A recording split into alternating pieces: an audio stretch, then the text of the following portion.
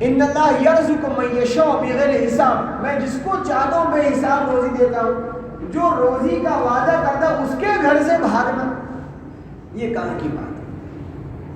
اللہ تعالیٰ نے قرآن پاک میں یہ فرمایا، سورہ جمعہ اہتمام سے نازل کی گئی اور اس کے دوسرے رکوع میں شروع میں کہا کہ جب اذان ہو جائے، یا ایھا الذین آمنوا اذا نودی للصلاۃ من یوم الجمعہ فاسعوا الی ذکر اللہ وذروا البیع۔ اس کی تفسیر میں لکھا ہے اہل مفسرین نے کہ جب جمعہ کی اذان ہو جائے تو تم بیچنا بند کر دو۔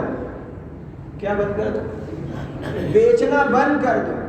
اب ہم کو سب کو مسلمان ہونے کے ناطے جاننا چاہیے کہ یہ کیا لکھا ہے، اللہ کا حکم ہے، اللہ کا حکم ہے، مسلمانوں کو قرآن میں حکم ہے، تو اس کو سمجھنا چاہیے۔ مفتیان اکرام، علماء اکرام کے پاس بیٹھ کے کہ یہ کون سا حکم ہے، کبھی سوچا ہی نہیں کہ بیچنا بند کر دو۔ ہمارے گھر سے بچے کو جا صابن لے کر آ، جا تیل لے کر آ، جا وہ لے کر آ، جا وہ لے کر آ، اذان ہو گئی پہلی، کیا یہ مناسب ہے؟ نہیں، میں فتوے نہیں دے رہا، میں مسئلے نہیں بتا رہا، کہ ہمیں جاننا چاہیے کیا یہ صحیح کرتے ہیں نہیں کرتے ہیں۔ ہم اپنے بچوں کو بھیج رہے ہیں اس وقت جب کہ اذان ہو گئی، پہلی اذان سے مراد اذان شرط نہیں ہے، وقت ہوا بھی، جمعہ ظہر کا وقت شروع ہو گیا، زوال ہو گیا، اب ہم اپنے بچوں کو چیزیں لینے بھیجیں نہ بھیجیں، ہم دھندے کاروبار کریں نہ کریں، میں فتویٰ دے نہیں رہا، لیکن یہ پوچھنا چاہیے ہر ایک کو، کیونکہ اگر ایسا نہیں کرتے ہیں تو جمعہ کی اذان کے بعد بیچنے کو تو قرآن نے منع کیا، حکمن منع ہے، یعنی یوں نہیں ہے کہ چلو بند کرو تو اچھا نہیں تو چلے گا، ایسا نہیں ہے، حکم دیا ہے بیچنا بند کر دو۔ موسیٰ علیہ السلام کے وقت میں جبکہ وہ موسیٰ کے وہ ماننے والے، لا الہ الا موسیٰ کلیم اللہ پڑھنے والے، وہ مچھلیاں پکڑتے تھے، ندی کے کنارے خوب مچھلیاں پکڑتے تھے، ان کو اللہ نے موسیٰ کے ذریعے پیغام کہلوایا کہ موسیٰ اپنے ساتھیوں سے کہہ دو تم ہر، کیونکہ قرآن میں لکھا ہر سنیچر کو موسیٰ علیہ السلام اللہ سے بات کرنے کوہ طور پہ جاتے تھے، کہ اپنے ساتھیوں سے کہہ دو کہ سنیچر کو جب تم میرے پاس آتے ہو مجھ سے بات کرنے تو مچھلی نہ پکڑیں، ان کو پابندی لگا دی سنیچر کی مچھلی پکڑی، اور اللہ نے امتحان لے لیا۔ امتحان کیا لے لیا کہ سنیچر کو کنارے پر مچھلیاں بہت بھیجی ان کے امتحان کے لیے کہ ہمارا حکم مانتے ہیں کہ للچاتے ہیں۔ تو کچھ تھے چالاکی کرنے والے، تو چالاکی کرنے والے بہت ہوتے ہیں، وہ کیا کرے گا، وہ اتنی مچھلیاں آئی پکڑنے کو منع کرا ہے۔ بھائی جمعہ کے بعد دھندا زوردار چلتا ہے کیا؟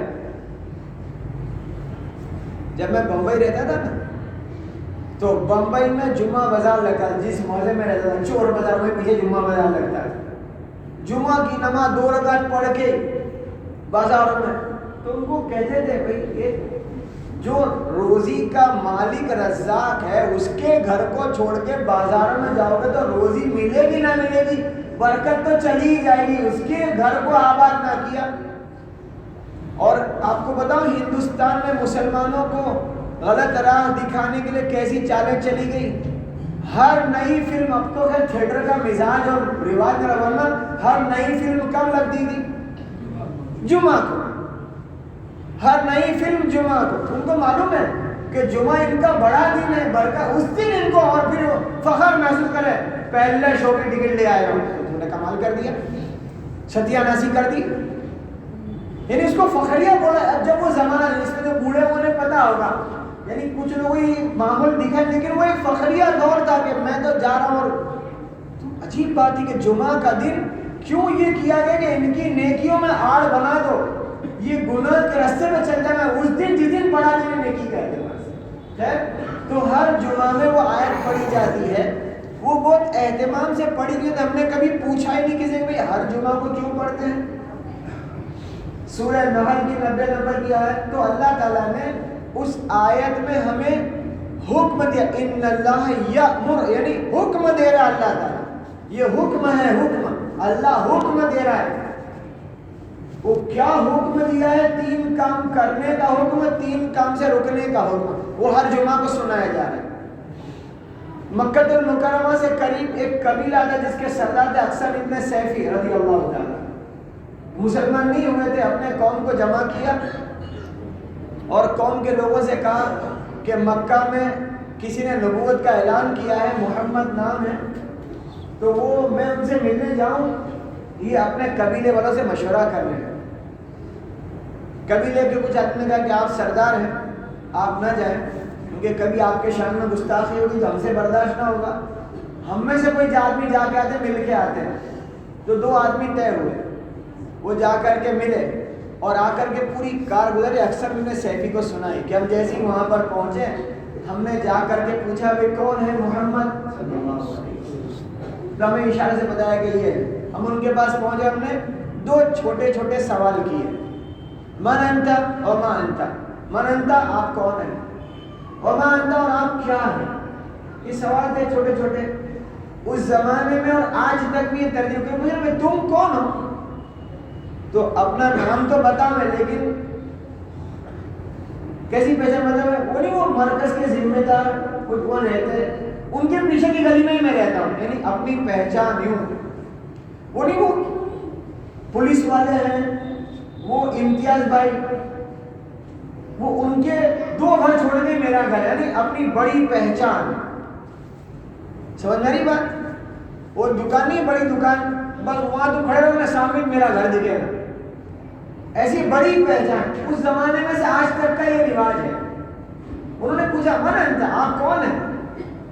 تو آپ نے جواب دیا انا محمد ابن عبداللہ۔ حالانکہ نبی کا قریش خاندان پورے مکہ کے ممتاز اور شرفاء میں شامل تھا، بڑے درجے کے لوگ تھے، لیکن اپنے خاندان کی بزرگی شرافت کے عبد المطلب جو میرے دادا تھے، کعبے کے نگہبان تھے اور نگرانکار تھے، اور میرے چاچا ابو طالب جو تمام سرداروں کے بھی سردار تھے، ایسی کوئی بڑی پہچان نہیں بتائی پیارے آقا نے۔ انا محمد ابن عبداللہ، میں عبداللہ کا بیٹا محمد۔ اور ما انت، اور آپ کیا ہیں؟ تو پھر کہا میں اللہ کی طرف سے بھیجا گیا رسول ہوں، جو اللہ کی طرف سے باتیں لا کر کے بندوں تک پہنچائے گا۔ پھر انہوں نے کہا آپ اسلام کی باتیں سنا دیں، کچھ بات ہمیں بھی سنا دیجئے۔ تو رسول کریم صلی اللہ علیہ وسلم نے یہ آیت ان کے سامنے پڑھی، یہی آیت جو ہمیں پڑھی جاتی ہے دوسرے خطبے میں۔ وہ عرب کے لوگ تھے، عربی جانتے تھے، 3 دفعہ پڑھی پیارا کر ان کو یاد ہو گئی۔ وہ جا کر کے اکثر ابن سیفی کو جب سنائی آیتیں تو اکثر ابن سیفی نے کہا کہ ماشاءاللہ کتنی پیاری بات ہے اور کتنی بڑی بات ہے کہ اس میں پوری زندگی کے تمام باتیں شامل کر لی گئی، 3 کام کرنے کے اور 3 کام سے رکنے کا، مکہ آ کر کے مسلمان۔ ایک اور صاحب کا قصہ لکھا ہے عثمان ابن مظعون رضی اللہ تعالیٰ، وہ کہتے ہیں میں مسلمان تو ہو گیا تھا لیکن اسلام دل میں جمع نہیں تھا۔ جیسے کہ بہت سارے لوگ نے بھائی چلا لگایا تاکہ اپنا وہ کام تھوڑا کچھ 4 مہینے جا کے آیا، باقی تھوڑا سا سمجھ کم پڑ گیا، کیونکہ اپنے دیکھتے نا سب کو، یعنی اس کو سمجھ میں نہیں آئی۔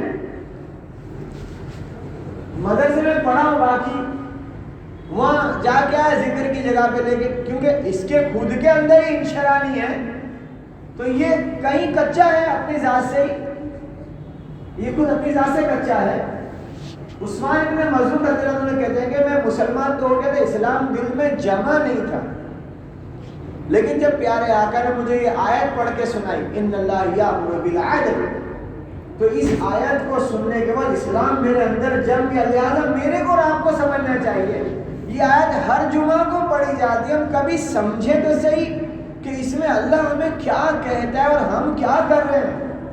اس لیے آپ سب سے کہتا ہوں ہمارے ہر ایک کے پاس ذمہ داری ہے، جو علماء اکرام ہیں جو قرآن کی تفسیر کے ماہر ہیں ان کے پاس بیٹھو، قرآن کی تفسیر سنو، وقت نکال کے، کوئی وقت نکالو روزانہ کا، کہیں بیٹھو، اور ہو سکے تو ان کو اس کا ہدیہ بھی دو کہ لو ہم ان کو ہدیہ، تو ان کا وقت لے رہے ہیں ہم ایکسٹرا کا، وہ سکھانے کے ذمہ دار ہیں، ہم سیکھنے کے ذمہ دار ہیں۔ تو علماء اکرام سے ملو، ان کا وقت لو کہ ہم آپ سے وقت چاہتے ہیں روزانہ کا، ہفتے کا، یا 2 دن 3 دن میں ایک دفعہ ہمیں قرآن کی بات سمجھاؤ کہ اللہ تعالیٰ ہم سے کیا کہتا ہے، اور ہو سکے تو ان کو ہدیہ بھی دیو کہ بھئی وہ وقت نکال لیں تاکہ قرآن سمجھ میں تو آئے گا، ہمیں کیا کرنا، ورنہ ساری چیزیں سمجھ رہے ہیں، خالی قرآن پاک کیا کہتا ہے وہی سمجھ میں نہیں آتا۔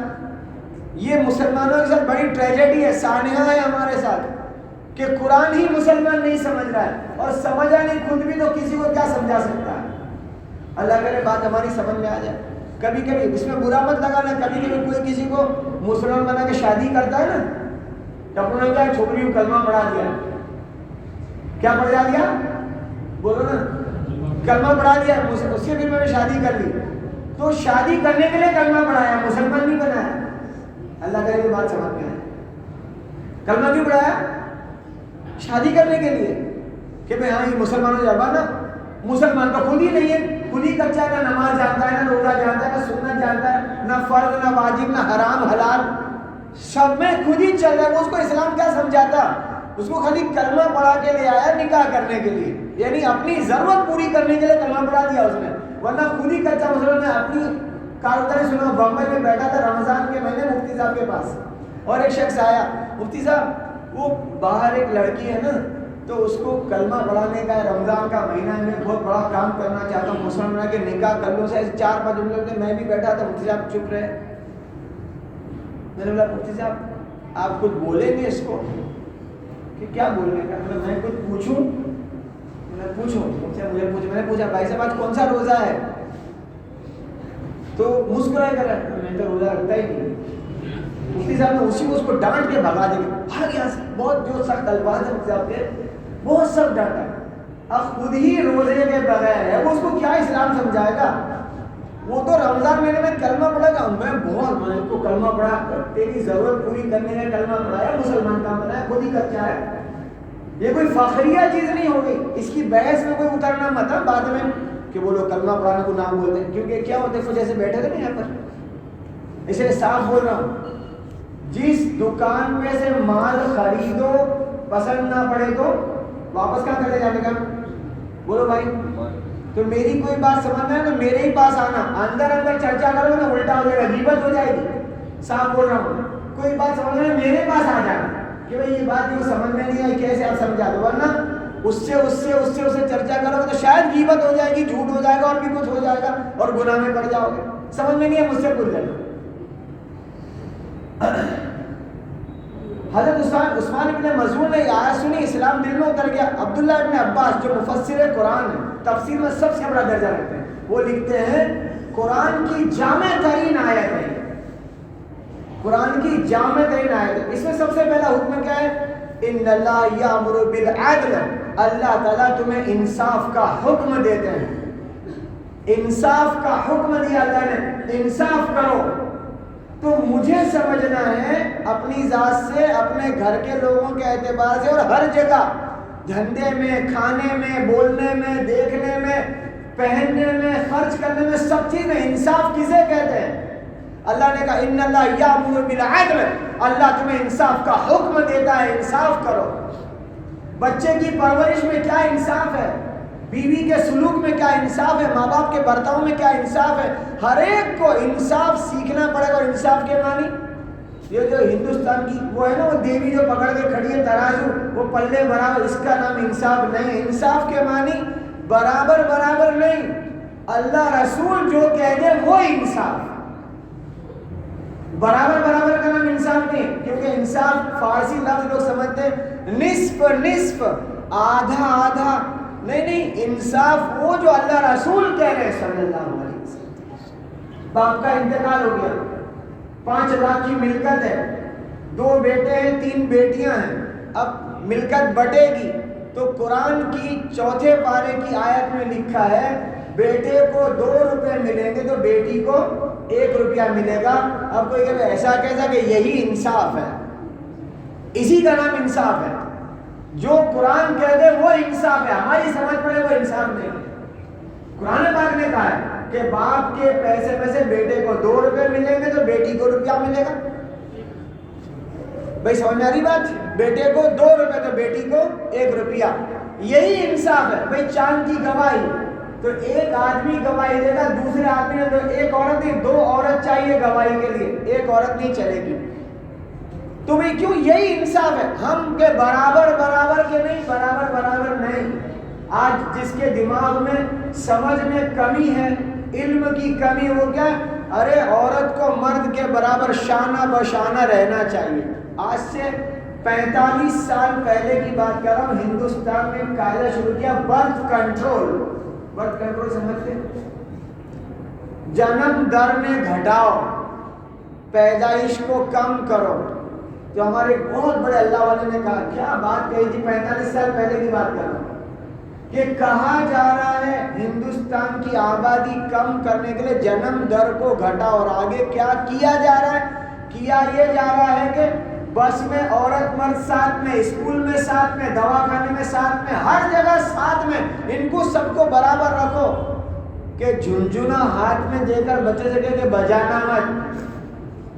نہیں سمجھے بات؟ ارے سمجھے نہیں، جھنجھنا بچے کو دیا، ہاتھ میں کہ لے جھنجھنا لے، بجانا مت، ایسا ہو سکتا ہے؟ وہ تو لیتے جھن جھن جھن جھن، کیونکہ جھنجھنا ہے ہی بجانے کے لیے۔ ہر جگہ ساتھ میں رہو کے برتھ کنٹرول کرو، ہو ہی نہیں سکتا۔ وہ تو نمرود کو کسی نے کہا تھا کہ برتھ کنٹرول کا طریقہ کیا، تو نمرود نے کیا کیا تھا، مردوں کے رہنے کے اور بازار سب الگ کر دیے، عورتوں کو دونوں کو الگ الگ کر دیں گے، یہی ایک طریقہ ہے کنٹرول کرنے کا، باقی تو کوئی طریقہ نہیں ہے۔ ہر جگہ ساتھ میں، ہر جگہ ساتھ میں، کنٹرول آؤٹ آف کنٹرول ہوگا وہی جو اللہ چاہے گا۔ اللہ میری بات سمجھ گیا؟